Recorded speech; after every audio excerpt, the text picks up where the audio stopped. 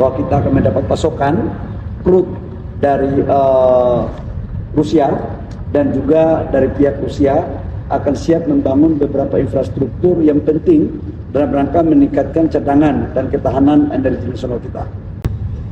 Jadi begini, Bapak Presiden baru tiba dari kunjungan singkat 2 hari ke 2 negara superpower, negara pemegang hak veto, yaitu bertemu Presiden Rusia, kemudian Presiden Prancis. Ya. Kemudian di Rusia ada pertemuan dengan Presiden Putin.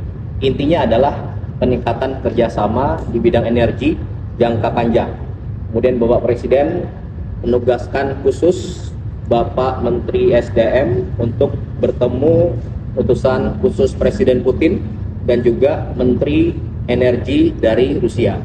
Nah, kemudian kami bergerak ke Prancis, kemudian beliau melaksanakan rapat dengan utusan khusus Presiden Putin dan Menteri, dan hasilnya beliau laporan kepada Bapak Presiden baru saja.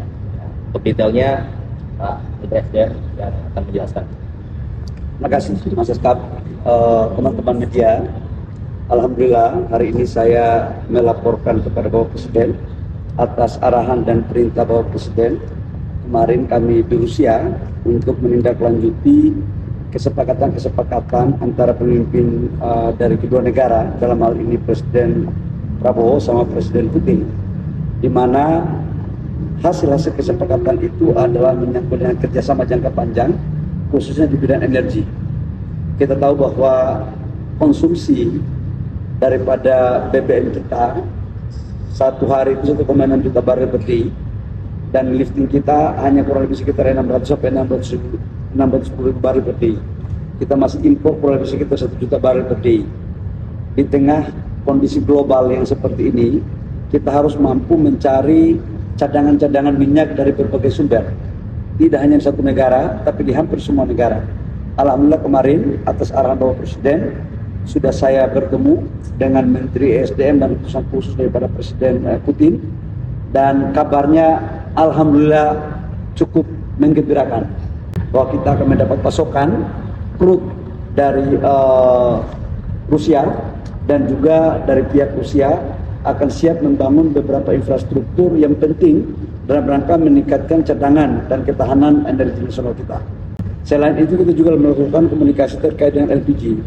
Kita tahu bahwa LPG kita kurang lebih sekitar 7 juta ton setiap tahun kita impor, dan sekarang kita lakukan diversifikasi, dan insya Allah kita juga akan mendapat support.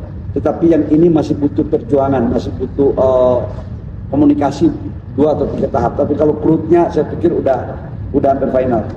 Pasti pertanyaan kemudian adalah, apakah dengan kita membeli crude dari Rusia, kemudian bagaimana perjanjian kita dengan negara lain termasuk dengan Amerika? Saya katakan bahwa kebutuhan crude kita setiap tahun itu kurang lebih sekitar 300 juta ton, 300 juta barel.